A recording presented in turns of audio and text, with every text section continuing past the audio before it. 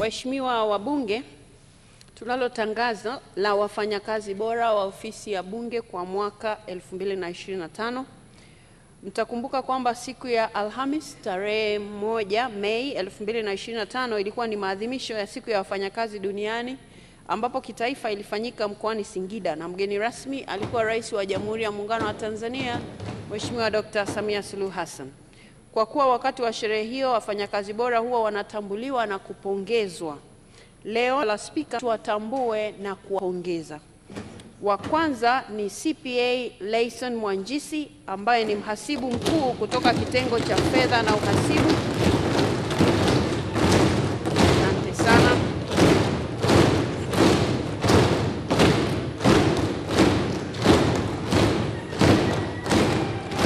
Asante sana. Bora wa ofisi ya bunge kwa ujumla. Asante sana. Nakushukuru sana kwa utumishi wako mzuri na tunakutakia kila laheri katika kuendelea na majukumu haya. Waheshimiwa wabunge, pamoja na kwamba huyu ndiye mfanyakazi bora wa ofisi ya bunge kwa ujumla, wapo wengine ambao ni wafanyakazi bora katika mhimili wetu, lakini katika vitengo mbalimbali. Tutaanza na ndugu Emmanuel Mrema ambaye ni msaidizi wa ofisi mwandamizi, na huyu yuko ofisi binafsi ya Spika. Asante sana. Asante sana. Yupo ndugu Grace Bidia, huyu ni katibu wa naibu Spika, ofisi binafsi ya naibu Spika. Kaduma ambaye ni dereva mwandamizi, ofisi binafsi ya katibu wa bunge. Hao wengine nafikiri labda kwa ajili ya ugeni wamekosa nafasi hapo ama wamekaa upande gani? Sawa, basi nitawasoma wote ili taarifa rasmi za bunge ziwe na majina yao japo siwaoni hapo juu. Yupo ndugu Rehema Kimbe ambaye ni msaidizi wa ofisi mkuu, idara ya utawala na rasilimali watu. Asante sana. Yupo pia ndugu Elizabeth Malogo, afisa sheria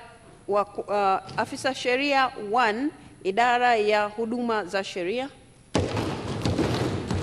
Asante sana. Yupo ndugu Joyce Gadosa, afisa sheria 1, idara ya shughuli za bunge. Asante sana. Ndugu Asia Msangi, mwandishi taarifa rasmi za bunge mkuu 1, idara ya kamati za bunge. Asante sana. Ndugu Brown Mwangoka, afisa utafiti mkuu 1, idara ya bajeti. Asante sana. Ndugu Emmanuel Mpanda, mkurugenzi msaidizi, idara ya maktaba na utafiti. Asante sana. Ndugu Rehema Mgweno, afisa ugavi 2, kitengo cha ununuzi na ugavi. Asante sana. Ndugu Lukindo Choholo, mpokezi mkuu 1, kitengo cha uhusiano wa kimataifa. Asante sana. Chini za bunge. Asante sana. Ndugu Mary Mtoi, afisa tehama 2, kitengo cha tehama. Asante sana. Ndugu Frank Ngonyani, msaidizi wa ofisi mwandamizi, kitengo cha ulinzi na usalama. Asante sana. Zanzibar. Asante sana. Yupo Waziri Kizingiti, msaidizi wa ofisi mkuu, kitengo cha mawasiliano na elimu kwa umma.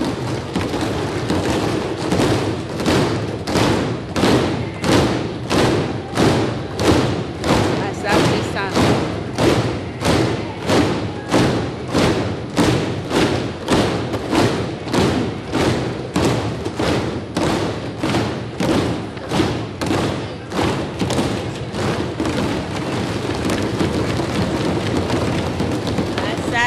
sana. Asanteni sana. Ndugu Katus Frederick, fundi mitambo msaidizi, kitengo cha management ya miliki.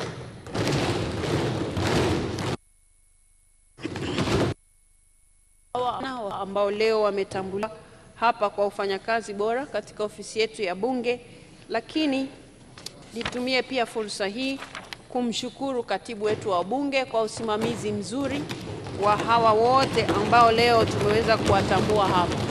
Kwa hiyo na wewe katibu wetu wa bunge Baraka Leonard, na wewe tunakupongeza sana kwa kupata wafanyakazi bora.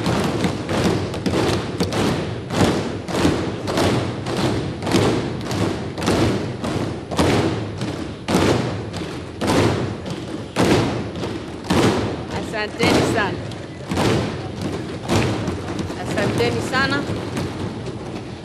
Watumishi wetu tunawatakia kila laheri, na pia tunaamini hii itawatia ari zaidi ya kufanya kazi kwa bidii zaidi na kuongeza nidhamu, lakini wakati huo huo kuwa mfano bora kwa wale wengine ambao hawakupata fursa kipindi hiki. Tunaamini watatia bidii zaidi ili waweze kukumbukwa safari ijayo.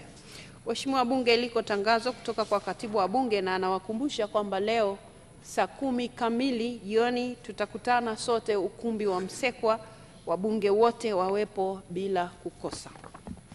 Mheshimiwa Bunge, upo mwongozo uliombwa na Mheshimiwa George Ranwell Mwanisongole kuhusu maswali yake ya nyongeza katika swali namba 336 kuhusu kutokujibiwa kikamilifu. Mheshimiwa Bunge, tarehe 16 Mei 2025 katika kikao cha 26 cha mkutano wa 19 wa Bunge, Mheshimiwa George Ranwell Mwanisongole aliomba mwongozo wa Spika kuhusu majibu yaliyotolewa na Mheshimiwa Dr. Godwin Olois Mollel, Naibu Waziri wa Afya, wakati alipokuwa akijibu maswali ya nyongeza katika swali namba 336 yaliyoulizwa na mbunge huyo. Mheshimiwa Bunge, Mheshimiwa Mwanisongole aliuliza maswali ya nyongeza kama ifuatavyo. Swali la kwanza: sasa nini kauli ya serikali ya kuzitaka hizi zahanati, vituo vya afya na hospitali ambazo zinatoza wakina mama kinyume na sera yetu ya mwaka 2007? Swali la pili: sasa hivi mama akienda kujifungua anaambiwa lete nyuzi, lete drip, lete gloves, na hivyo vifaa sio vyote vinatumika na vikibaki vinabaki kule hospitali. Sasa nini kauli ya serikali kuhakikisha hilo jambo haliendelei? Mheshimiwa Bunge, wakati anatoa majibu ya maswali hayo ya nyongeza, Mheshimiwa Naibu Waziri alieleza kwamba sera ya afya ya mwaka 2007 inatumika na ndio inatoa mwongozo wa utoaji wa huduma za afya nchini.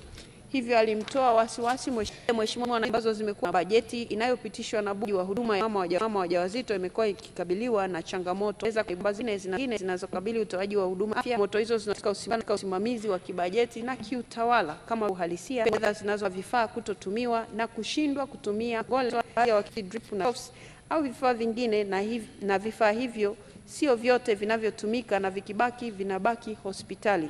Mheshimiwa Naibu Waziri alieleza kwamba ingefaa hospitali, kituo cha afya au zahanati husika zijulikane ili kuweza kubaini chanzo cha tatizo na kujua namna ya kutatua. Mheshimiwa Bunge, baada ya majibu hayo Mheshimiwa Naibu Waziri, Mheshimiwa Mwanisongole alitumia kanuni ya 53 ya kanuni za kudumu za Bunge kwa kueleza kwamba hajaridhishwa na majibu yaliyotolewa, hivyo aliomba mwongozo wa Spika. Mheshimiwa Bunge, baada ya maelezo hayo ya Mheshimiwa Mwanisongole, nilitoa mwongozo kwamba nitapitia Hansard ili kuona maswali hayo ya nyongeza pamoja na majibu yake ambayo Mheshimiwa Waziri aliyatoa ili kujiridhisha iwapo maswali ya nyongeza yalijibiwa kikamilifu kwa mujibu wa kanuni zetu. Mheshimiwa Bunge, nimepitia Hansard na nimeona kwamba Mheshimiwa Mwanisongole alitaka kujua iwapo sera ya afya ya mwaka 2007 bado inatekelezwa.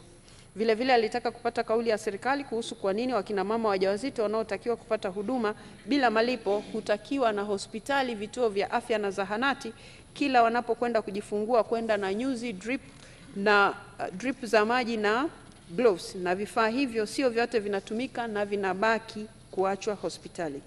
Mheshimiwa Mwanisongole alieleza kwamba majibu ya maswali hayo ya nyongeza hayakuwa ya kuridhisha. Mheshimiwa Wabunge, Hansard zinaonyesha Mheshimiwa kwa ipo na ndio inayoongoza ufafanuzi kuhusu swala la maji na gloves na tamko la vifaa hivyo kutorejeshwa kwa wahusika mara baada ya zahanati zinayo ya vifaa na kutorejesha vifaa kana. Mheshimiwa Wabunge, Mheshimiwa Naibu Waziri alieleza sera ya afya, tatizo la uongozi, makadirio na femi ambapo moto hizo walipofanya ziara ya pamoja. Hivyo alieleza kwamba hospitali, vituo vya afya na zahanati hizo zikijulikana, itakuwa rahisi kujua chanzo cha tatizo na ufumbuzi wake. Waheshimiwa wabunge, pia nimepata fursa ya kupitia sera ya afya ya mwaka 2007 ambayo pamoja na mambo mengine katika kipengele cha 5.3.4 kinatoa mwongozo wa afya ya mama na mtoto. Katika kipengele hicho sehemu ya chena watumiaji Mheshimiwa Dr. Stergomena Lawrence Tax aje awasilishe hoja ya wizara yake.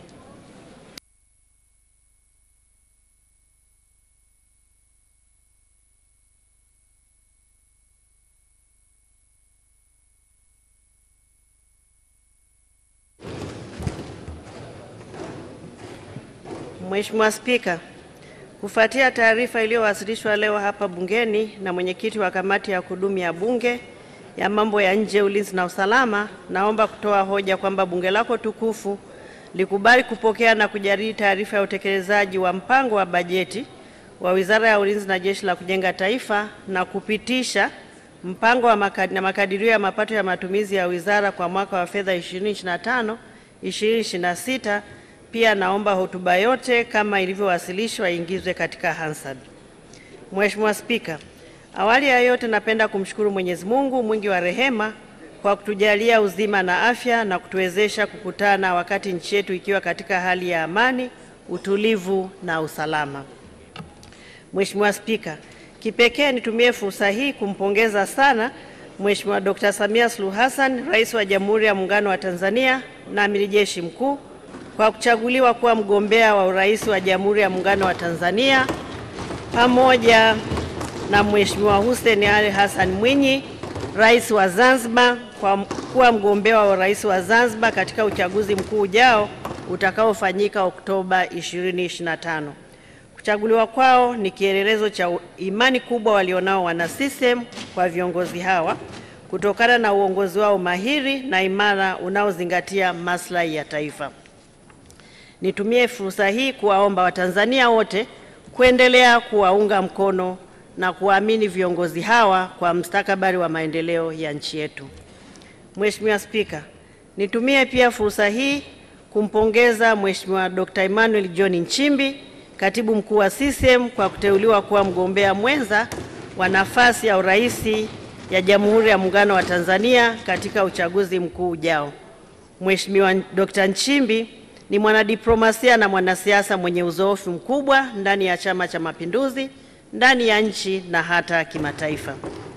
Mheshimiwa Spika, kwa kutambua kuwa huu ni mkutano wa mwisho wa bunge hili kabla ya uchaguzi mkuu mwezi Oktoba 2025, kwa unyenyekevu mkubwa napenda kumshukuru kwa dhati Mheshimiwa Dr. Samia Suluhu Hassan, Rais wa Jamhuri ya Muungano wa Tanzania na Amiri Jeshi Mkuu kwa kuniamini na kuniteua kuwa mbunge mwezi Septemba mwaka 2021 na kuniteua kuwa waziri wa Ulinzi na Jeshi la Kujenga Taifa mara mbili, na nikiwa mwanamke wa kwanza katika historia ya Jamhuri ya Muungano wa Tanzania tangu kupata uhuru. Hii ni heshima kubwa si kwangu tu, bali ni kwa wanawake wote wa Kitanzania, na ni dhamana kubwa kwangu ambayo nitaienzi siku zote za maisha yangu. Aidha, namshukuru pia kwa kuniteua kwa waziri wa mambo ya nje na ushirikiano wa Afrika Mashariki katika kipindi cha uongozi wake. Nawashukuru sana wote walioniamini, walionipa ushirikiano na kuniwezesha kutekeleza majukumu yangu. Wanawake, tusikubali kukatishwa tamaa na tusikate tamaa. Tuoneshe kwamba tunaweza pale tunapopewa nafasi. Pia ninamshukuru kwa kuendelea kuamini Dr. Faraji Kasidi Mnyepe kuwa katibu mkuu wa Wizara ya Ulinzi na Jeshi la Kujenga Taifa na Jenerali Jacob John Mkunda kuwa mkuu wa majeshi ya ulinzi. Mheshimiwa Spika, kwa namna ya kipekee nampongeza Mheshimiwa Dr. Samia Suluhu Hassan, Rais wa Jamhuri ya Muungano wa Tanzania na Amiri Jeshi Mkuu, kwa kuimarisha Wizara ya Ulinzi na Jeshi la Kujenga Taifa na taasisi zake, hususan Jeshi la Ulinzi la Wananchi wa Tanzania, na kwa kuhakikisha kuwa taifa letu linaendelea kuwa na amani, ni imara na lenye utulivu na mshikamano. Vile vile napenda kuwashukuru Mheshimiwa Dr. Philip Isdori Mpango, Makamu wa Rais wa Jamhuri ya Muungano wa Tanzania, Mheshimiwa Dr. Hussein Ali Mwinyi, Rais wa Zanzibar na Mwenyekiti wa Baraza la Mapinduzi, Mheshimiwa Kassim Majaliwa Mbunge, Waziri Mkuu wa Jamhuri ya Muungano wa Tanzania, na Mheshimiwa Doto Mashaka Biteko, Naibu Waziri Mkuu na Waziri wa Nishati, kwa uongozi wao makini na kwa miongozo mbalimbali wanayonipatia katika kutekeleza majukumu wa wizara ninayoiongoza. Mheshimiwa Spika, napenda kukupongeza wewe binafsi Mheshimiwa Dr. Tulia Ackson Mwansasu mbunge kwa kuliongoza bunge kwa weledi na viwango vya hali ya juu. Vile vile nampongeza Mheshimiwa Musa Azam Zungu, Naibu Spika, pamoja na waheshimiwa wenye viti wa kamati za kudumu za bunge kwa kuendelea kuliongoza bunge hili kwa umakini na weledi. Pia nawashukuru mawaziri wenzangu, manaibu waziri, kwa wote kwa ushirikiano wanaotupatia katika kutekeleza majukumu yangu. Mheshimiwa Spika, napenda pia kutumia nafasi hii kuishukuru kwa dhati kamati ya kudumu ya bunge ya mambo ya nje, ulinzi na usalama inayoongozwa na Mheshimiwa Vita Rashid Kawawa akisaidiwa na makamu mwenyekiti Mheshimiwa Vincent Paul Mbogo, pamoja na wajumbe wa kamati kwa maoni na ushauri wanaoendelea kutupatia, ikiwa ni pamoja na katika maandalizi ya bajeti hii ambayo ninaiwasilisha. Maoni yao na maelekezo yao tumeyazingatia na yametusaidia sana katika kuboresha makadirio ya bajeti ya mwaka wa fedha 2025-2026 ninayoiwasilisha hapa bungeni leo.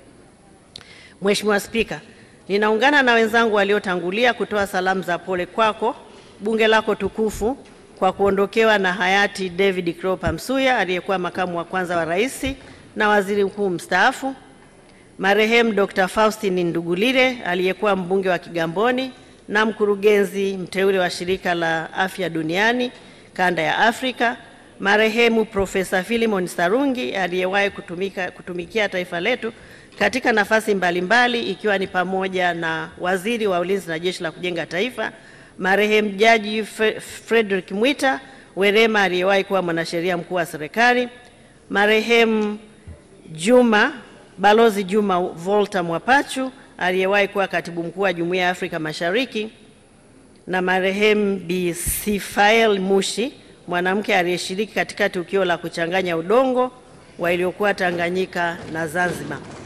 Napenda kutoa pole kwa familia, ndugu, jamaa na Watanzania wote kwa kuondokewa na viongozi hawa. Mheshimiwa Spika, napenda pia kutumia fursa hii kutoa pole kwa Amiri Jeshi Mkuu, familia, ndugu na jamaa kufuatia vifo vya Jenerali David Bugozi Msuguri aliyewahi kuwa mkuu wa majeshi ya ulinzi, Meja Jenerali Martin Shiminzi Busungu na Meja Jenerali Charles Mbuge waliowahi kuwa wakuu wa jeshi la kujenga taifa, na wanajeshi wote waliopoteza maisha wakiwa kwenye misheni za ulinzi wa amani. Mwenyezi Mungu azilaze roho za marehemu pema peponi. Mheshimiwa Spika, kwa kutambua kuwa mwezi Oktoba mwaka 2025 kutakuwa na uchaguzi mkuu wa kumchagua rais, wabunge na madiwani, na kwa kuzingatia kazi kubwa iliyofanywa na serikali ya awamu ya 6 inayoongozwa na Mheshimiwa Dr. Samia Suluhu Hassan, Rais wa Jamhuri ya Muungano wa Tanzania na Amiri Jeshi Mkuu, naomba kutoa rai kwa Watanzania wote kujitokeza na kutimiza wajibu wao wa kikatiba na kuchagua viongozi watakaoendelea kuwaletea maendeleo pamoja na kudumisha ulinzi, amani, utulivu na usalama. Niwatakie kila laheri wote watakaogombea nafasi hizo. Hali ya ulinzi na usalama wa mipaka ya nchi yetu. Mheshimiwa Spika, katika mwaka wa fedha 2024-2025 hali ya mipaka yetu yenye urefu wa jumla ya kilomita 5923.41 ambayo inahusisha eneo la nchi kavu, anga na eneo la maji imeendelea kuwa shwari. Mipaka ya nchi kavu ni baina ya Tanzania na Burundi, Kenya, Jamhuri ya Kidemokrasia ya Kongo, Malawi, Msumbiji, Rwanda, Uganda, Zambia, na mipaka ya bahari inajumuisha nchi za Comoros na Seychelles. Katika kipindi husika hapakuwa na matukio ya uhasama yaliyoripotiwa baina ya nchi yetu na nchi tunazopakana nazo, mbali na changamoto kadhaa za ulinzi na usalama. Maelezo ya kina, Mheshimiwa Spika, kwa kila mpaka yanaonekana katika aya ya 13 hadi aya ya 23 ukurasa wa 7 mpaka wa 12 wa hotuba ninayoiwasilisha. Mheshimiwa Spika, katika jitihada za kutatua mgogoro uliodumu kwa muda mrefu mashariki mwa Jamhuri ya Demokrasia ya Kongo, wakuu wa nchi za Jumuiya ya Maendeleo wa Kusini mwa Afrika yani SADC na Jumuiya ya Afrika ya Mashariki yani EAC wamesisitiza umuhimu wa kutafuta suluhisho la kudumu kupitia njia za majadiliano na kisiasa. Kufuatia msisitizo huu, wakuu wa nchi za SADC walifikia uamuzi wa kuondoa vikosi vya kijeshi vya SADC nchini DRC ili kupisha michakato ya kisiasa na majadiliano. Mheshimiwa Spika, kupitia bunge lako tukufu, naomba kutoa taarifa kuwa vikosi vyetu vinaendelea kurejea salama kabisa. Aidha, napenda kulipongeza jeshi letu la ulinzi wa wananchi wa Tanzania chini ya mkuu wa majeshi Jenerali Jacob John Mkunda na wanajeshi wote kwa uhodari, weledi na kazi kubwa walioifanya katika kutekeleza misheni hii na misheni nyingine zote za ulinzi wa amani na kwa uzalendo wao katika ulinzi wa taifa letu kwa ujumla. Kipekee na kwa heshima kubwa, naomba kumshukuru na kumpongeza Mheshimiwa Dr. Samia Suluhu Hassan, Rais wa Jamhuri ya Muungano wa Tanzania na Amiri Jeshi Mkuu kwa uongozi wake mahiri katika kusimamia ulinzi na amani akiwa Amiri Jeshi Mkuu wa Jamhuri ya Muungano wa Tanzania, lakini pia mwenyekiti wa asasi ya siasa, ulinzi na usalama ya Jumuiya ya Maendeleo Kusini mwa Afrika. Mapitio ya utekelezaji wa mpango wa bajeti kwa mwaka wa fedha 2024-2025. Mheshimiwa Spika, naanza na tathmini ya makusanyo ya maduhuri. Katika mwaka wa fedha 24-25, wizara ilikadiriwa kukusanya maduhuri ya jumla ya shilingi milioni 87,603 kutoka katika mafungu yake matatu: fungu 38 ngome shilingi milioni 22, fungu 39 JKT shilingi milioni 64,403 na fungu 57 wizara shilingi milioni 1,200,000. Hadi kufikia mwezi Aprili, wizara imekusanya jumla ya shilingi milioni 178,759,103 na senti 8, ikiwa ni sawa na asilimia 204.06, na mchanganuo wa maduhuri kwa kila fungu umeonyeshwa katika jedwali namba 1 ukurasa wa 17. Upo utofauti mkubwa katika fungu 57 ambao umetokana na malipo ya deni la ukodishaji wa minara ya simu, yakiwa ni malipo ya mara moja. Hali hiyo haitarajiwi kujitokeza tena na kuathiri maduhuru yanayofuata. Tathmini ya utekelezaji wa bajeti ya matumizi ya kawaida na maendeleo. Mheshimiwa Spika, katika bajeti ya mwaka wa fedha 2024-2025, wizara iliidhinishiwa jumla ya shilingi trilioni 3 bilioni 326 milioni 230 laki 419, na kati ya fedha hizo shilingi trilioni 3 bilioni 8 milioni 812 laki 97 ni kwa ajili ya matumizi ya kawaida na shilingi bilioni 317 milioni 417 laki 512 kwa ajili ya shughuli za maendeleo kama ifuatavyo. Fungu 38 ngome liliidhinishwa fedha za matumizi ya kawaida shilingi trilioni 2 bilioni 491 milioni 439 laki 934 kwa shughuli za maendeleo bilioni 48 milioni 867 laki 636. Fungu 39 JKT matumizi ya kawaida shilingi bilioni 490 milioni 652 laki 279 na shughuli za maendeleo shilingi bilioni 8 milioni 549 laki 876. Fungu 57 wizara matumizi ya kawaida shilingi bilioni 26 milioni 720 laki 694 na shughuli za maendeleo shilingi bilioni 260. Muhtasari wa mchanganuo wa bajeti kwa kila fungu umeainishwa katika jedwali namba 2 ukurasa wa 19. Fedha zilizopokelewa kuanzia Julai 2024 hadi April 2025 ni kama ifuatavyo. Hadi kufikia April 2025, wizara ilipokea jumla ya shilingi trilioni 2 bilioni 605 milioni 257 laki 552 583.97 ikiwa ni sawa na asilimia 78.3 ya bajeti iliyoidhinishwa, na kati ya fedha hizo shilingi trilioni 2 bilioni 471 milioni 841 28,629 na senti 64, ikiwa ni sawa na asilimia 82.5 matumizi ya kawaida, na shilingi bilioni 133,523,523,954 na senti 33, sawa na asilimia 42 kwa shughuli za maendeleo. Kati ya kiasi hiki, fungu 38 ngome limepokea shilingi trilioni 2 bilioni 42 milioni 765 laki 184,281.75, sawa na asilimia 81.99 kwa matumizi ya kawaida, na shilingi bilioni 12 milioni 363 laki 521,537 na senti 7, sawa na asilimia 25.5 kwa shughuli za maendeleo. Fungu 39 JKT limepokea shilingi bilioni 407 milioni 35 laki 433,833 na senti 3, sawa na asilimia 82.96 kwa matumizi ya kawaida, na maendeleo shilingi bilioni 8 milioni 549 laki 876, sawa na asilimia 100 kwa shughuli za maendeleo.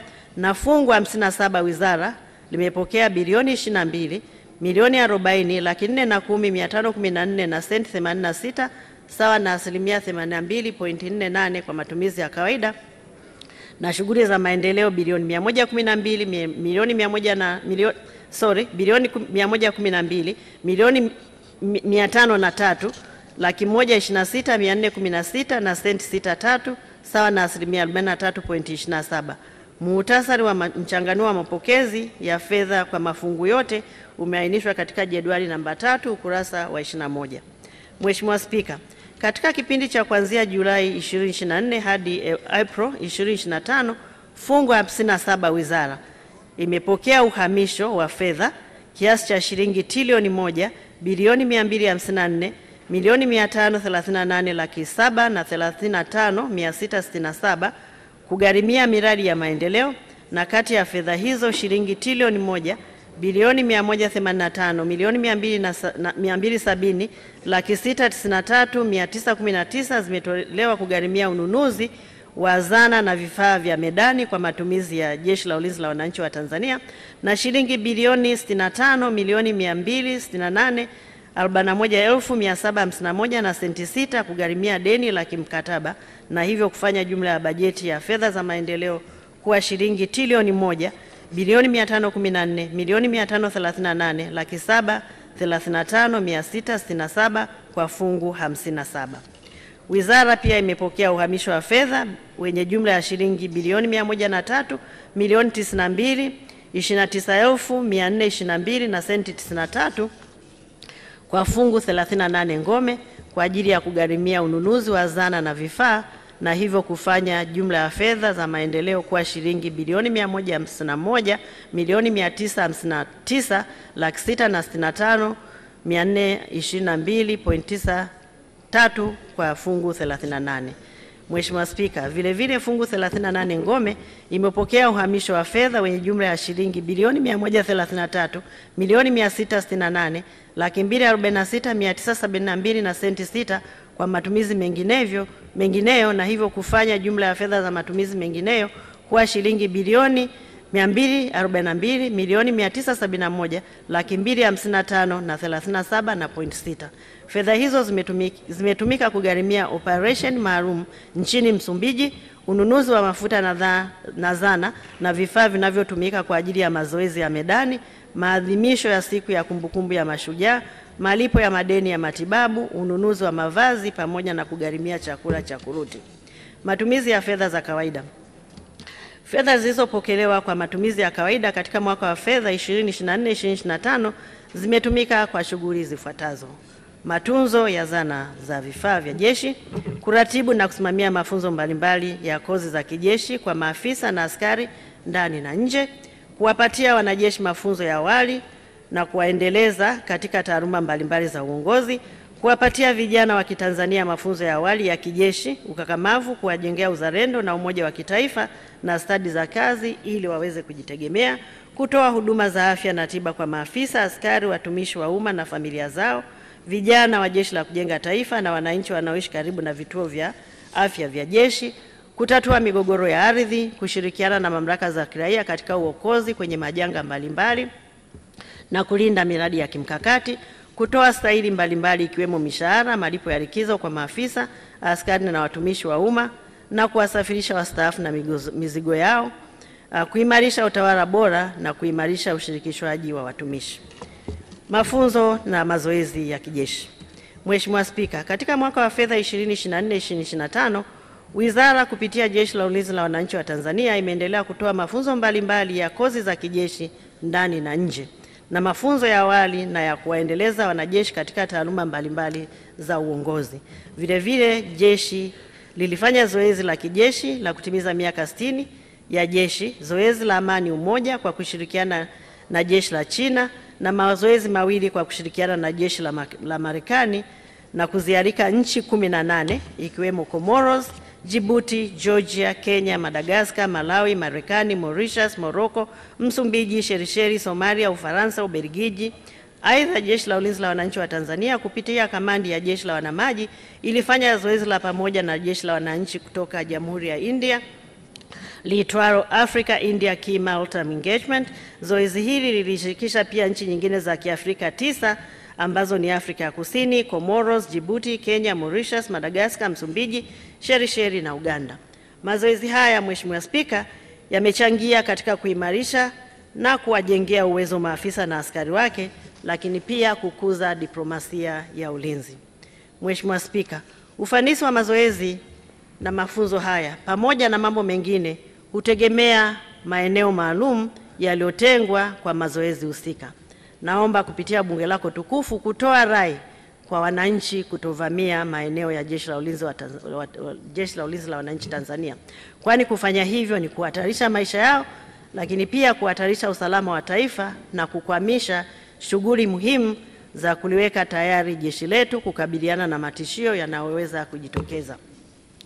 Mheshimiwa Spika, kupitia bunge lako tukufu, napenda pia kuwashukuru Mheshimiwa Vincent Paulo Mbogo, mbunge wa Nkasi Kusini, Mheshimiwa Joseph Anania Tadayo, mbunge wa Mwanga, na Mheshimiwa Antipas Denu Mungungusi, mbunge wa Malinyi, kwa uzalendo wao wa hali ya juu na kuwezesha upatikanaji wa maeneo katika majimbo yao kwa ajili ya shughuli za Wizara ya Ulinzi na Jeshi la Kujenga Taifa, hususan Jeshi la Ulinzi la Wananchi wa Tanzania na JKT. Tunawashukuru sana waheshimiwa wabunge kupitia bunge lako tukufu. Mheshimiwa Spika, matengenezo na matunzo ya zana na mitambo. Mheshimiwa Spika, katika kipindi husika, wizara kupitia Jeshi la Ulinzi la Wananchi wa Tanzania imeendelea kufanya matengenezo na matunzo ya zana na vifaa mbalimbali ili kuimarisha jeshi, ikiwemo matengenezo na matunzo ya ndege vita na helikopta, matengenezo na maboresho ya rada, matengenezo ya magari ya deraya na silaha mbalimbali, maboresho ya magati na vielezo na matengenezo ya meli na boti. Vile vile ukarabati wa mitambo na mashine umefanyika katika mashirika ya Mzinga na Nyumbu, yani Tanzania Automotive Technology Center. Mafunzo ya Jeshi la Kujenga Taifa. Mheshimiwa Spika, katika mwaka wa fedha 2024-2025, wizara kupitia Jeshi la Kujenga Taifa imewapatia vijana wa Kitanzania mafunzo kupitia mujibu wa sheria na kwa kujitolea katika kambi mbalimbali za JKT. Mafunzo yao yametolewa kupitia operesheni miaka 60 ya Muungano, ambapo jumla ya vijana 34,000 wa mujibu wa sheria walipatiwa mafunzo, wavulana wakiwa ni 24,880 na wasichana 9,120, na vile vile yametolewa kwa vijana wa kujitolea kupitia operesheni miaka 60 ya Muungano, ambapo jumla ya vijana 12,000 wamepatiwa mafunzo, wavulana wakiwa 8,433 na wasichana 3,567. Mheshimiwa Spika, katika kuhakikisha kuwa wahitimu wote wa kidato cha 6 wanapata fursa ya kujiunga na mafunzo ya JKT, miundombinu ya makambi imeendelea kuboreshwa, ambapo hadi mwaka huu 2025 JKT imefikia uwezo wa kuchukua vijana 60,000 ikilinganishwa na uwezo wa kuchukua vijana 40,000 mwaka 2021. Hii ni fanikio kubwa, Mheshimiwa Spika. Vijana 20 kati ya 60 ni 30% ambao tumeweza kuipata ndani ya miaka 4 ya uongozi wa Mheshimiwa Dr. Samia Suluhu Hassan. Aidha, mpango uliopo ni kuendelea kuboresha miundombinu na kufungua makambi mapya ili kulipa Jeshi la Kujenga Taifa uwezo wa kuchukua vijana 120,000 ifikapo mwaka 2031, na hivyo kuwezesha wahitimu wote wa kidato cha 6 kupata fursa ya kujiunga na Jeshi la Kujenga Taifa kwa mujibu wa sheria. Mheshimiwa Spika, napenda pia kutumia fursa hii kulitaarifu Bunge lako tukufu pamoja na umma wa Tanzania kwamba mafunzo haya yameendelea kuwajengea uzalendo, ukakamavu, umoja wa kitaifa, kuwapatia stadi za kazi na maisha katika nyanja mbalimbali ili wakimaliza mafunzo yao waweze kurejea katika jamii wakiwa raia wema, wakiwa wazalendo, wakiwa wenye uhodari na wenye uwezo wa kujitegemea na kulilinda taifa lao. Nitoe rai kwa vijana wote wanaopata fursa ya kupata mafunzo haya kuwa tayari kulitumikia taifa lao na kuzitumia stadi walizozipata kwa kujiajiri na kujitegemea. Mheshimiwa Spika, napenda pia kulitaarifu Bunge lako tukufu kuwa kulingana na kifungu cha 3 kifungu kidogo cha 2B cha sheria ya Jeshi la Kujenga Taifa sura 193 toleo la urekebu la mwaka 2002, JKT inatakiwa kutoa mafunzo kwa vijana ili kuwawezesha kuwa na sifa za kuandikishwa katika Jeshi la Ulinzi la Wananchi wa Tanzania. Aidha, kifungu cha 29 kifungu kidogo cha kwanza cha sheria ya Ulinzi wa Taifa sura 192 toleo la urekebu la mwaka 2002 kinaainisha sifa za kuandikishwa katika Jeshi la Ulinzi la Wananchi wa Tanzania ambazo ni: kwanza, awe raia wa Tanzania, awe na tabia na mwenendo mzuri, awe na umri usiopungua miaka 18, awe na akili timamu, na pia awe amekizi vigezo vitakavyowekwa na mkuu wa majeshi kadri atakavyoona inafaa. Awe amekizi vigezo vitakavyowekwa na mkuu wa majeshi kadri atakavyoona inafaa. Aidha, kulingana na kifungu cha 148 kifungu kidogo cha Katiba ya Jamhuri ya Muungano wa Tanzania ya mwaka 1977 kama ilivyofanywa marekebisho mara kwa mara, Jeshi la Ulinzi la Wananchi wa Tanzania hupokea amri kutoka kwa Amiri Jeshi Mkuu na si vinginevyo. Na kifungu cha 5 cha Sheria ya Ulinzi wa Taifa kimeainisha maeneo ambayo Waziri wa Ulinzi na Jeshi la Kujenga Taifa amekasimiwa mamlaka na Amiri Jeshi Mkuu. Na tangu kuanzishwa kwake, Jeshi la Ulinzi wa Wananchi wa Tanzania hapo tarehe 1 Septemba mwaka 1964 limeendelea kutekeleza majukumu yake kwa umakini mkubwa. Hata pale palipotokea matishio hayo yaliweza kudhibitiwa kwa wakati na ipasavyo. Kupitia Bunge lako tukufu, natoa shukrani za dhati kwa Bunge, waheshimiwa wabunge na wananchi wote kwa kuendelea kuliamini na kulipa ushirikiano jeshi letu. Na aidha, kwa kutambua kuwa Jeshi la Ulinzi wa Tanzania ni chombo mahususi kwa shughuli mahususi ambazo zinahitaji weledi, umakini na uzalendo wa hali ya juu, nitoe rai kwetu sote kuendelea kuliamini, kulipa uhuru wa kutekeleza majukumu yake bila kuingiliwa, kwa kufuata matakwa ya Katiba ya Jamhuri ya Muungano wa Tanzania na Sheria ya Ulinzi wa Taifa na kanuni zake pamoja na sheria nyingine. Mheshimiwa Spika na waheshimiwa wabunge, mara nyingi nimekuwa nikisema Jeshi la Ulinzi wa Wananchi wa Tanzania ni chombo mahususi kwa shughuli mahususi, pengine na kwa sitoi ufafanuzi. Naomba nieleze kidogo. Wanajeshi huandikishwa na hawaajiriwi. Na mwanajeshi anapoandikishwa anakula kiapo. Anakula kiapo kuilinda mipaka ya nchi, anakula kiapo kulinda mamlaka, anakula kiapo kulinda uhuru, na anakula kiapo kulinda katiba na hata mapinduzi matukufu ya Zanzibar.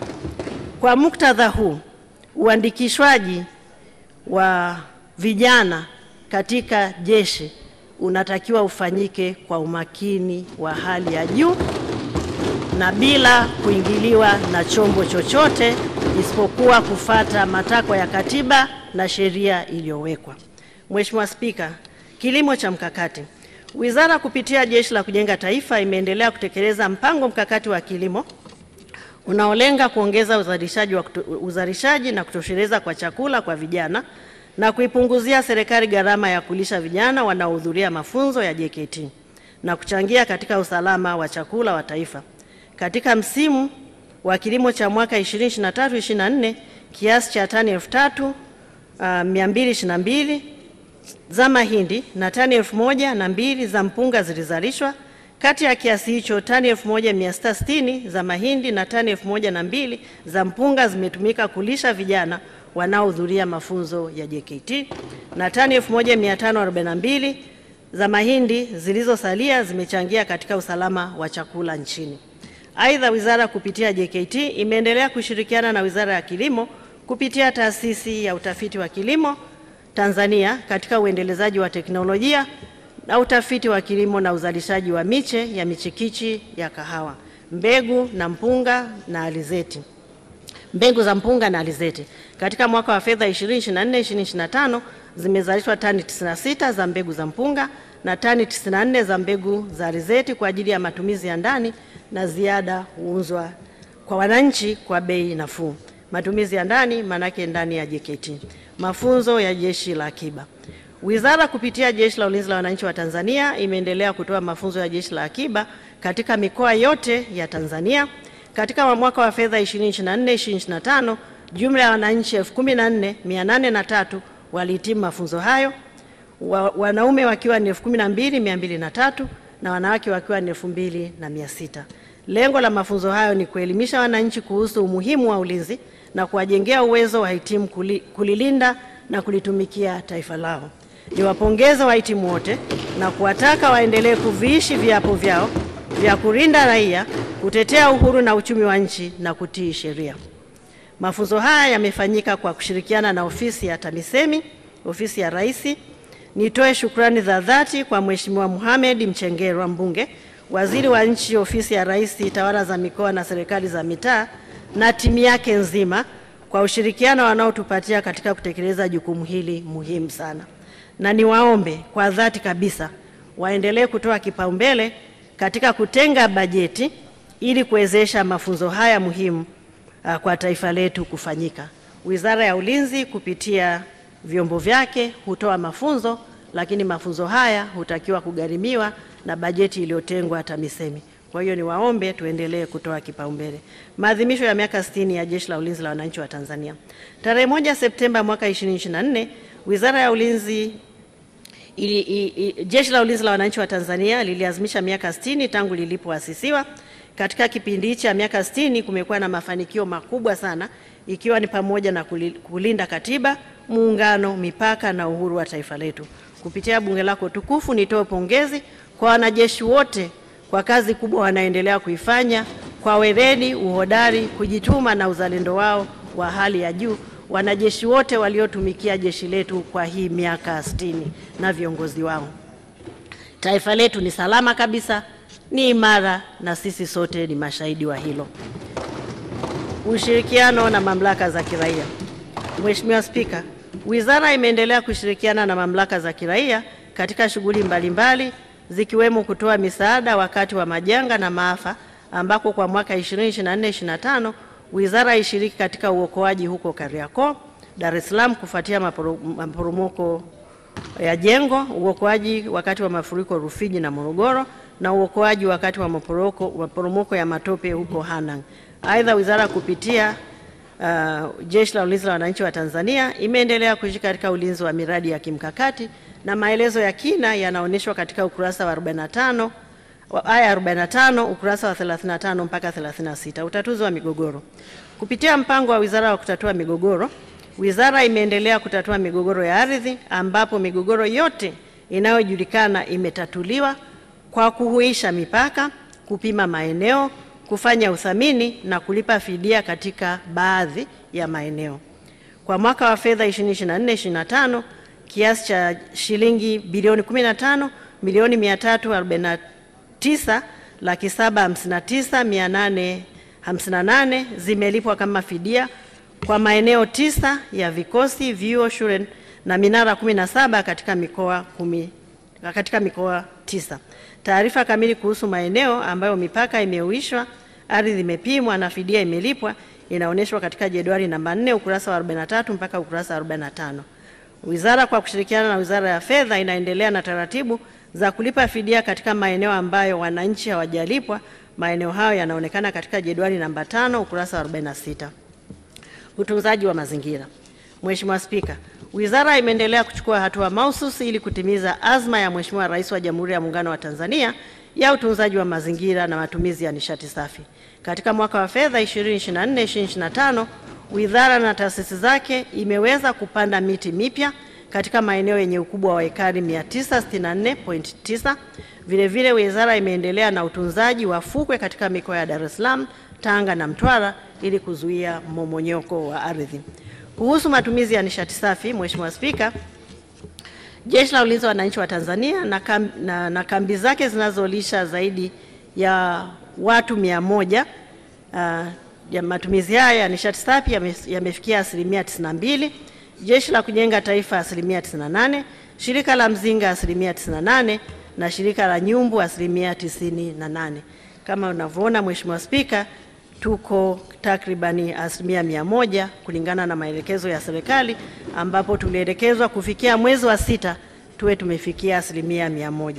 Aidha, matumizi ya nishati safi yamekuwa na mafanikio makubwa, ikiwa ni pamoja na kuokoa kiasi cha shilingi trilioni 2 bilioni 325 na kuokoa muda katika kuandaa chakula na muda huo kutumika katika mafunzo ya vijana, kulinda afya za wapishi.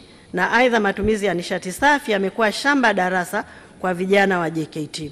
Kupitia bunge lako tukufu, napenda nitoe shukrani kwa ushirikiano mkubwa tunaoupata kutoka Wakala wa Misitu Tanzania, Wakala wa Nishati Vijijini katika kuisaidia wizara kutekeleza shughuli za utunzaji wa mazingira. Na kipekee nitoe shukrani na pongezi kwa Mheshimiwa Rais wa Jamhuri ya Muungano wa Tanzania, Dr. Samia Suluhu Hassan kwa maono yake mapana na kusimamia kwa dhati ajenda ya nishati safi ambayo imekuwa na mafanikio makubwa. Fedha za matumizi ya maendeleo. Kwa mwaka wa fedha 2024-2025, Wizara imeweza kutumia fedha za maendeleo ambazo nimekwisha zieleza na kuzitaja kwa kutekeleza yafuatayo. Nimemaliza kutekeleza yaliyofanywa kwa kutumia fedha za matumizi ya kawaida. Kwa matumizi ya maendeleo yaliyofanyika ni kugharimia malipo ya mikataba mbalimbali ya ununuzi wa zana na vifaa kwa matumizi ya jeshi. Katika kutekeleza jukumu hili, Wizara imezingatia ushauri uliotolewa na bunge lako tukufu wakati nikiwasilisha hotuba mwaka jana kwamba twende na mahitaji ya teknolojia ya kisasa na kuimarisha utafiti. Tunashukuru sana kwa ushauri huo na tumeuzingatia. B, kugharimia mikataba ya mafunzo na matengenezo ya ndege, vita na helicopters pamoja na mafunzo ya marubani, kugharimia utafiti na uishaji wa silaha, zana na vifaa jeshini, kugharimia uboreshaji wa minara ya mifumo ya mawasiliano na kuendelea kujenga miundombinu mbalimbali ikiwa ni pamoja na magara, makao makuu ya ulinzi wa taifa, ujenzi wa hospitali kuu ya rufaa ya jeshi Msalato Dodoma, makazi ya washiriki wa kozi chuo cha taifa cha ulinzi, bweni la askari Kapela wanawake Monduli, makao makuu ya kamandi ya jeshi, makazi ya maafisa na askari na shule ya polisi jeshi. Pia zimetumika kugharimia ununuzi wa mazao ya msingi, kugharimia shughuli za utafiti wa viwanda vya kijeshi kupitia Shirika la Nyumbu na Mzinga na ujenzi wa mahanga ya vijana katika makambi mbalimbali ya JKT na viteule na kugharimia shughuli za ufuatiliaji na tathmini ya miradi. Mheshimiwa Spika, Shirika la Nyumbu Tanzania Automotive Technology Center. Katika kipindi husika, Shirika la Nyumbu limeendelea kutekeleza majukumu yake ya msingi kama yalivyoainishwa katika aya ya 62 ukurasa wa 55. Katika kutekeleza mpango wa TATC wa miaka 10 wa kuliimarisha shirika, mwaka wa fedha 2024-2025, shirika liliidhinishiwa kiasi cha shilingi bilioni 15,575. Hadi kufikia Aprili 2025, shirika limepokea jumla ya shilingi bilioni 5 ikiwa ni sawa na 32% ya kiasi kilichoidhinishwa. Fedha hizo zimetumika kuanzisha karakana kuu ya kukaribu chuma kwa ajili ya kuzalisha vipuri vya magari, zana za kilimo na za viwandani. Mheshimiwa Spika, ili kuendeleza viwanda vya kijeshi, Shirika la Nyumbu limekamilisha taratibu za kuingia ubia kwa ajili ya kuanzisha kiwanda cha kuunganisha magari na kampuni ya Strait Group kutoka Umoja wa Nchi za Falme za Kiarabu. Ubia huu ni wa aina yake, ambapo kwa mara ya kwanza viwanda vya kijeshi vinakuwa na ubia na sekta binafsi nchini Tanzania. Huu ni utaratibu unaotumika katika nchi zilizoendelea katika viwanda vya kijeshi na hauwezi kuepukika. Historia imeandikwa na Dr. Samia Suluhu Hassan, Rais wa Jamhuri ya Muungano wa Tanzania na Amiri Jeshi Mkuu. Manufaa yatakayopatikana kutokana na ubia huu wa kimkakati ni kuongeza mitaji, kuongeza ajira, kupata teknolojia na kuimarisha uwezo wa kuunda magari ya deraya na ya kiraia kwa matumizi ya ndani na kuuza nje. Shirika la Mzinga. Mheshimiwa Spika, shirika la Mzinga limeendelea kutekeleza majukumu yake ya msingi kama yalivyoainishwa katika aya ya 66 ukurasa wa 58, na katika mwaka wa fedha shirika liliidhinishiwa kiasi cha shilingi bilioni 6, ambapo hadi kufikia 2025 shirika limepokea shilingi bilioni 2 sawa na asilimia 33.33 kwa ajili ya ununuzi wa zana na mashine zitakazotumika katika uzalishaji wa mazao ya msingi. Mheshimiwa Spika, ili kujiimarisha katika viwanda vya kijeshi, Wizara kupitia shirika la Mzinga imeendelea na maandalizi ya kuanzisha kiwanda kipya cha uzalishaji wa mazao ya msingi Mzinga 2. Utekelezaji wake utawezesha shirika kutumia teknolojia ya kisasa na hivyo kuongeza ufanisi na upatikanaji wa uhakika wa mazao ya msingi kwa matumizi ya ndani na ziada kuuzwa nje, na kuongeza mapato ya shirika ya serikali na kuchangia katika upatikanaji wa fedha za kigeni. Shirika la uzalishaji mali SUMA JKT. Shirika limeendelea kuchangia gharama za kuendesha shughuli za malezi ya vijana, ikiwa ni pamoja na ukarabati miundombinu, kutoa mitambo katika skimu za umwagiliaji wa kilimo cha mkakati na kutoa mafunzo ya vitendo. Mwaka wa fedha 2025/26 shirika limepanga kujenga mabweni 14 yenye uwezo wa kuchukua vijana 1120 ambayo yatagharimu jumla ya shilingi bilioni 1 shilingi bilioni 1 milioni 242. Mheshimiwa Spika, shirika limeendelea na shughuli za kiuchumi katika maeneo mbalimbali, ikiwa ni pamoja na katika sekta ya ujenzi, viwanda, kilimo, ufugaji, uvuvi, biashara, huduma na ujenzi. Na katika mwaka wa fedha 2024/2025 shirika limetoa gawio la shilingi bilioni 1 milioni 34,550,000 kwenda mfuko mkuu wa serikali hazina. Shirika pia limeimarisha ulinzi wa kimkakati katika kampuni zake tanzu, kampuni yake tanzu ya ulinzi ya SUMA JKT Guard, ambapo hadi sasa limeanza kutoa huduma wa ulinzi katika vituo vya treni ya kisasa yani SGR, bomba la mafuta ghafi la Afrika Mashariki EACOP, na katika taasisi mbalimbali za serikali. Miradi ya kimkakati kama hii haina budi kulindwa na taasisi zetu. Mafunzo ya usalama na strategia.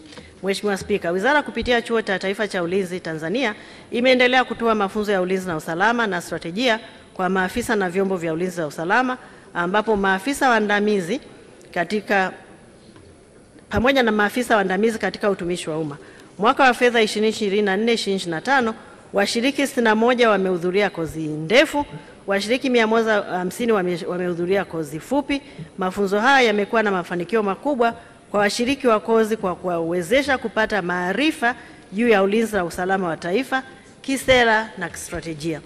Mafunzo haya yanahusisha pia washiriki kutoka nchi rafiki, na katika kipindi husika mafunzo yametolewa kwa washiriki kutoka Afrika ya Kusini, Burundi, Eswatini, Ethiopia, India, Kenya, Malawi, Misri, Namibia, Nigeria, Rwanda, Sierra Leone, Uganda, Zambia na Zimbabwe.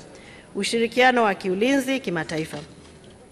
Mheshimiwa Spika, Wizara kupitia taasisi zake ikiwa ni pamoja na Jeshi la Ulinzi la Wananchi wa Tanzania imeendelea kushirikiana na nchi rafiki katika masuala ya ulinzi katika maeneo mbalimbali, ikiwemo mafunzo, mazoezi, misaada ya kitaalamu, zana na vifaa. Vile vile ushirikiano umeimarishwa baina ya Jamhuri ya Muungano wa Tanzania na Umoja wa Mataifa, Umoja wa Afrika, Jumuiya ya Maendeleo Kusini mwa Afrika na Jumuiya ya Afrika Mashariki katika mafunzo, mazoezi, ubadilishanaji wa wataalamu na operesheni mbalimbali. Nchi hizo ni pamoja na Afrika ya Kusini, Angola, Algeria, Brazil, Bangladesh, Botswana, Burundi, Canada, Komoro, Ethiopia, Falme za Kiarabu, Finland, Ghana, Hispania, India, Indonesia, Israel, Jamhuri ya Watu wa China, Jordan, Kenya, Malawi, Marekani, Misri, Morocco, Msumbiji, Nigeria, Oman, Kuwait, Pakistan, Rwanda, Sri Lanka, Sweden, Ufaransa, Uganda, Uholanzi, Uingereza, Ujerumani, Urusi, Uturuki, Uswizi, Zambia na Zimbabwe. Mheshimiwa Spika, napenda kupitia bunge lako tukufu kutoa shukrani kwa nchi hizi na washirika hawa wa maendeleo, taasisi na mashirika ya kimataifa kwa ushirikiano mkubwa wanaotupatia. Ushiriki katika ulinzi wa amani. Wizara kupitia Jeshi la Ulinzi wa Wananchi wa Tanzania limeendelea kushirikiana na jumuiya za kimataifa na kikanda katika operesheni za ulinzi wa amani. Kwa sasa linaendelea kuwa na vikosi vya ulinzi wa amani katika nchi za Jamhuri ya Demokrasia ya Kongo, Jamhuri ya Afrika ya Kati, Lebanon chini ya misheni za Umoja wa Mataifa. Vile vile wizara kupitia Jeshi la Ulinzi wa Wananchi wa Tanzania imeshiriki katika misheni ya amani ya Jamhuri ya Demokrasia ya Kongo kupitia Jumuiya ya Maendeleo Kusini mwa Afrika ambayo nimekushaeleza kamba imefikia ukingo wake mwezi Machi. Ushiriki wa Jeshi la Ulinzi wa Wananchi wa Tanzania katika operesheni za ulinzi wa amani umeiwezesha nchi yetu kujenga uwezo, kuimarisha diplomasia ya ulinzi na kutimiza matakwa ya Umoja wa Mataifa, jumuiya za kikanda ya kushiriki katika ulinzi wa amani kimataifa na kikanda kama tulivyosaini mikataba mbalimbali. Mheshimiwa Spika, mafanikio haya makubwa niliyoeleza katika hotuba hii yametokana na dhamira ya dhati ya Mheshimiwa Dr. Samia Suluhu Hassan, Rais wa Jamhuri ya Muungano wa Tanzania na Amiri Jeshi Mkuu, kuimarisha Wizara ya Ulinzi na taasisi zake na kuimarisha ulinzi na amani ya taifa letu. Ushiriki katika michezo. Katika mwaka wa fedha 2024, wizara na taasisi zake imeshiriki michezo mbalimbali ikiwemo Shimiwi iliyofanyika mwezi Oktoba na ikiwemo michezo ya Mei Mosi iliyofanyika mwezi Oktoba mwaka 24 na michezo ya Mei Mosi iliyofanyika mwezi Mei mwaka 25, michezo ya mashirika ya umma na makampuni binafsi yaliyofanyika mwezi Novemba. Napenda kuwapongeza shirika la Mzinga kwa kushika nafasi ya pili na kuwa mshindi wa jumla katika michezo mbalimbali. Aidha, nawapongeza viongozi wa wizara na wachezaji wote waliowezesha wizara kushika nafasi ya pili.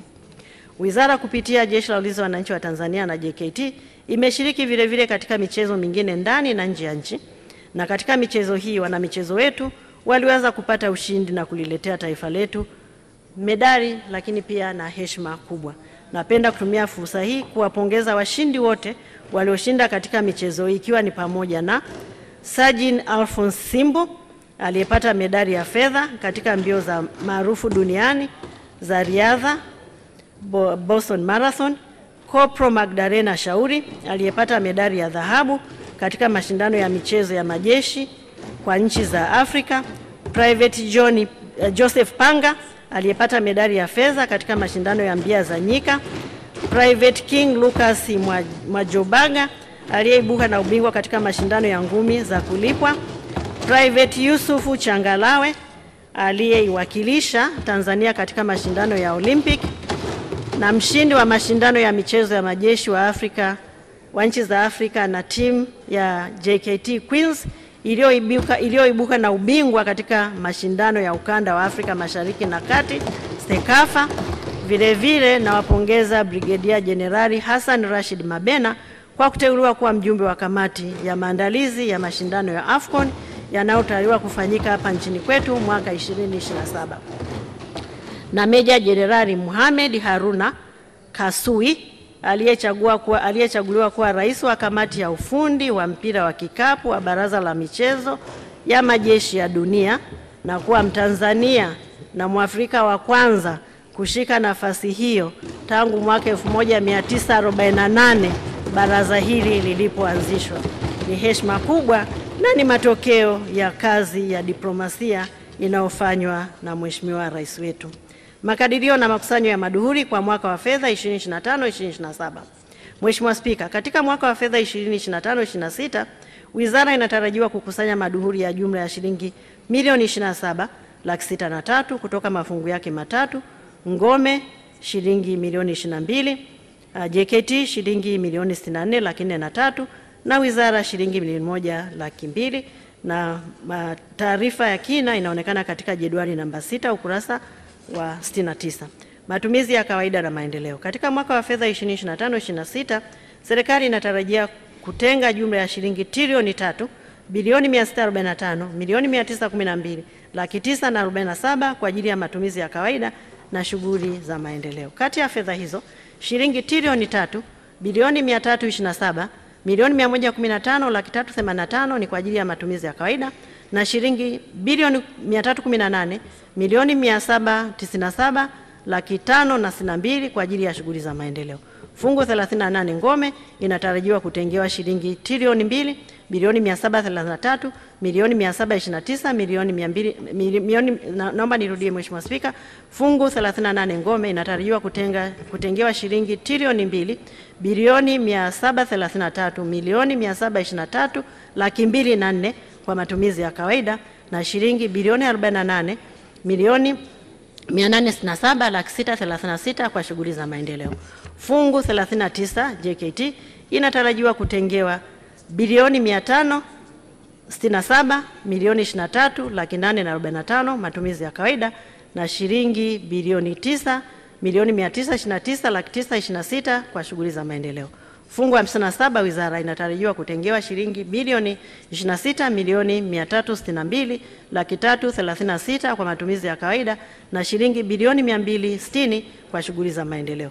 Mchanganuo unaoneshwa katika jedwali namba 7 ambalo lipo ukurasa wa 70.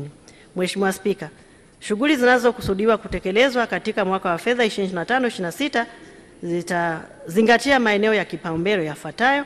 Kwanza, kuendelea kuliimarisha jeshi kwa zana, vifaa vya kisasa na rasilimali watu, kuendelea kuweka mazingira mazuri ya utendaji kazi ikiwemo ustahili, makazi, mafunzo, matengenezo ya vifaa na huduma bora za afya, kuendelea kuimarisha miundombinu katika kambi, vikosi na shughuli za jeshi, kuendelea kuimarisha uwezo wa Jeshi la Kujenga Taifa kwa kuboresha miundombinu ili liweze kuchukua vijana wengi zaidi, kuendelea kuimarisha Jeshi la Akiba, kuendelea kuilinda miradi ya kimkakati kwa maslahi mapana ya taifa na kushirikiana na mamlaka za kiraia kadri itakavyohitajika, kuimarisha mashirika na taasisi za utafiti wa masuala ya kijeshi, kuimarisha viwanda vya kijeshi na kuanzisha viwanda vipya kwa kushirikiana na sekta binafsi, kuimarisha ushirikiano na Umoja wa Mataifa, Umoja wa Afrika, jumuiya za kikanda na nchi mbalimbali, na hivyo kuimarisha diplomasia ya uchumi, diplomasia ya ulinzi, kuendelea kutoa mafunzo ya ulinzi na strategia na kuendelea kuimarisha mafunzo ya utawala bora na huduma kwa watumishi.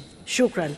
Mheshimiwa Spika, kabla sijahitimisha hotuba yangu, napenda kutumia fursa hii kuwashukuru viongozi na watendaji wa wizara na taasisi zake kwa ushirikiano wanaonipatia, kazi kubwa wanaoifanya na michango yao madhubuti iliyowezesha kutekeleza mpango wa bajeti wa mwaka 2024/25 kwa mafanikio na maandalizi na makadirio ya mapato na matumizi ya wizara kwa mwaka wa fedha 2025/26 ninayoiwasilisha.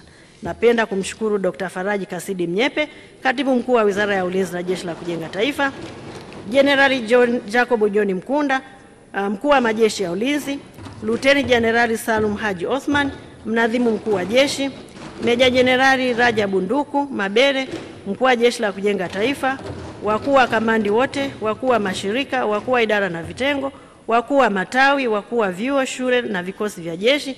Vile vile na washukuru maafisa, askari na watumishi wa umma wote kwa ushirikiano wanaonipatia.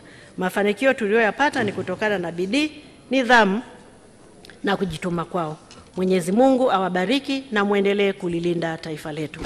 Mheshimiwa Spika, napenda pia kulishukuru bunge lako tukufu, wizara na taasisi zote na wananchi wote kwa ushirikiano wanaotoa kwa Wizara ya Ulinzi na Jeshi la Kujenga Taifa na taasisi zake katika ulinzi wa nchi yetu. Ni matumaini yangu kuwa tutaendelea kushirikiana zaidi kwa manufaa ya taifa letu. Napenda pia kuishukuru familia yangu kwa uvumilivu na upendo wao mkubwa unaoniwezesha kutekeleza majukumu yangu kwa utulivu na kwa kujiamini. Nawashukuru sana pia viongozi wa dini kwa kuendelea kuliombea taifa letu, kumwombea rais wetu, kuwaombea viongozi wetu mbalimbali. Si kawaida muumini kuwaombea viongozi wa dini, lakini naomba na mimi niwaombee viongozi wetu wa dini, muendelee kuwa na afya njema na muendelee kuimarisha amani na mshikamano. Kipekee nimshukuru Baba Paroko Bonaventure Kamuri, Baba Paroko Andres Buhembo, Baba Paroko Onesmo Shingerwa na Sheikh Nuru Zaidi Hamis, hao wote kutoka wilaya ya Mwagu mkoani Mwanza kwa kuwa na mimi siku ya leo. Asanteni sana. Kipekee na kwa heshima namshukuru Mheshimiwa Rais Dr. Samia Suluhu Hassan, Rais wa Jamhuri ya Muungano wa Tanzania na Amiri Jeshi Mkuu, kwa kuniamini na kuniteua katika nafasi hii adhimu, na kwa uongozi wake mahiri, maono yake mapana, na kuhakikisha kuwa wizara na taasisi zake tunaweza kutekeleza majukumu yetu kwa ufanisi, nchi yetu inaendelea kuwa imara na yenye amani na utulivu. Napenda kukushukuru wewe binafsi na mawaziri wenzangu na wabunge wote kwa kunisikiliza. Niwatakie nyote mafanikio katika uchaguzi mkuu, na niendelee kutoa wito kwa Watanzania wote kujitokeza na kutumia haki yao ya kikatiba kushiriki ipasavyo katika uchaguzi mkuu wa kuchagua viongozi watakaoendelea kudumisha amani, utulivu na kuliletea maendeleo taifa letu.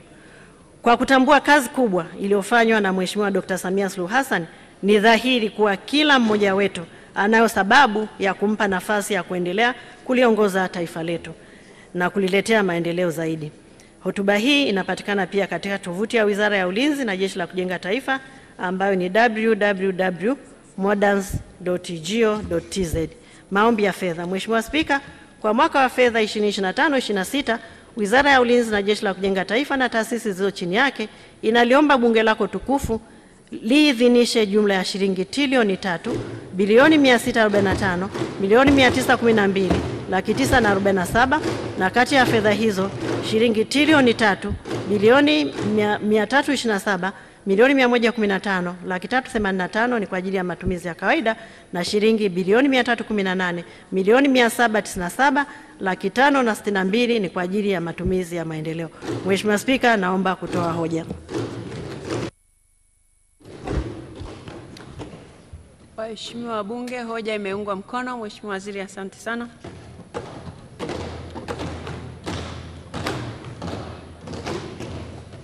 Sasa kama ilivyo ada, nimwite mwenyekiti wa kamati ya kudumu ya Bunge ya mambo ya nje, ulinzi na usalama, na kwa niaba yake Mheshimiwa Zahor Mohamed Haji anakuja kuwasilisha mawazo ya kamati.